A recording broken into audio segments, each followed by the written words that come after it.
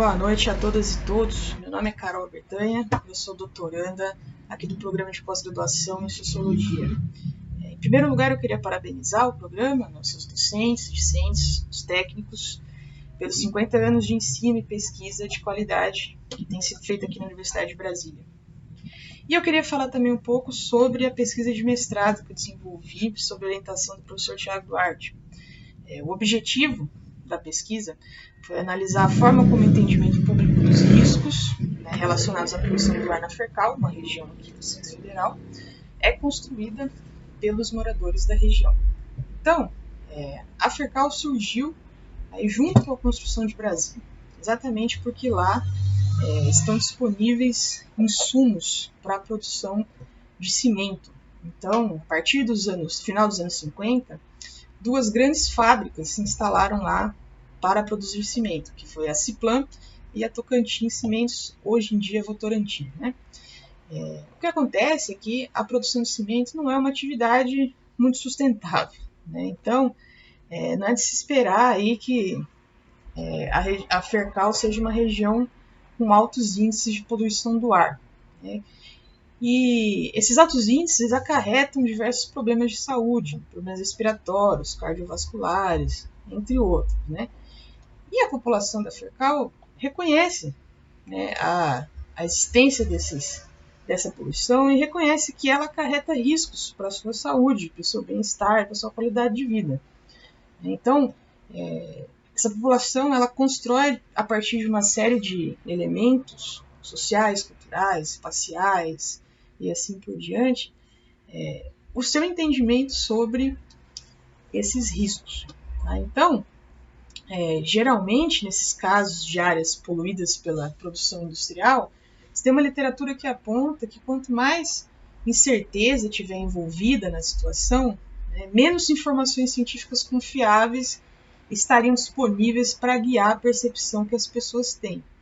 Entretanto, aí no caso da Fercal, os malefícios da poluição do ar elas estão muito bem sedimentadas na literatura especializada. Você tem um aparato institucional que aponta esses altos índices de partículas totais em suspensão. Você tem pesquisas epidemiológicas que correlacionam a baixa qualidade do ar e doenças respiratórias na região também.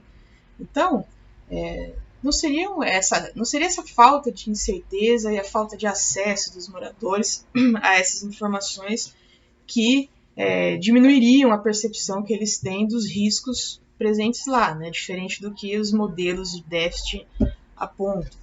Você tem uma série de outros elementos que são estabelecidos ao longo do tempo, a partir das interações sociais entre os membros das comunidades, e a partir de uma série de significados que são compartilhados pela população da região, como, por exemplo, alguns marcadores sensoriais, o pó, a poeira, o barulho feito pelas fábricas, uma série de acidentes que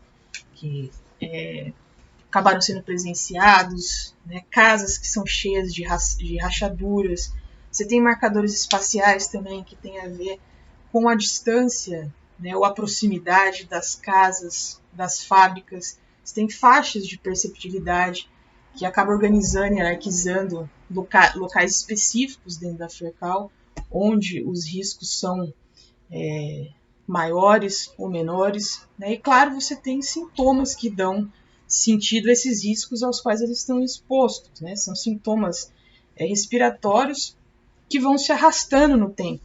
São consequências lentas, um tipo de violência ambiental que acontece lentamente e continuamente. Não existem grandes eventos, grandes tragédias, ela vai se desenrolando.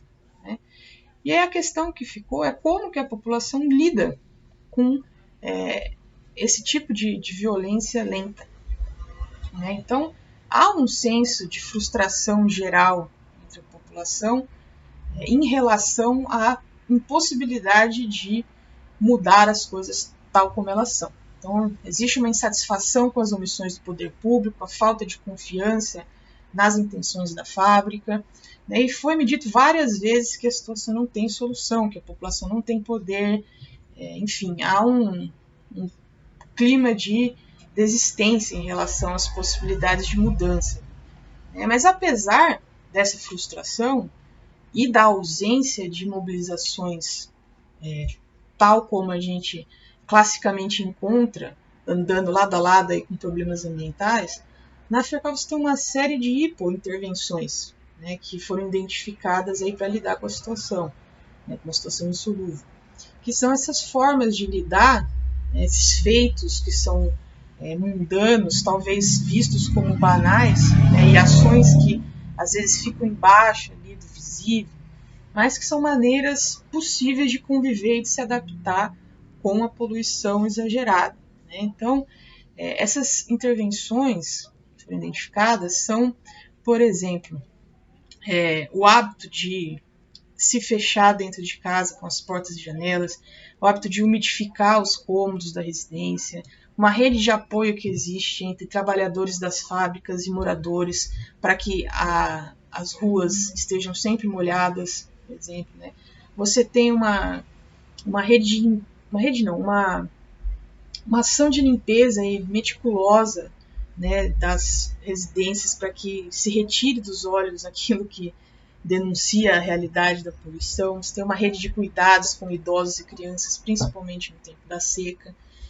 E, principalmente, você tem a formação de alianças com uma das fábricas, especificamente, para que seja possível trazer condições socioeconômicas positivas para a comunidade. Já que a gente não pode lutar contra eles, então vamos usá-los para melhorar a nossa educação, a nossa saúde, o nosso emprego.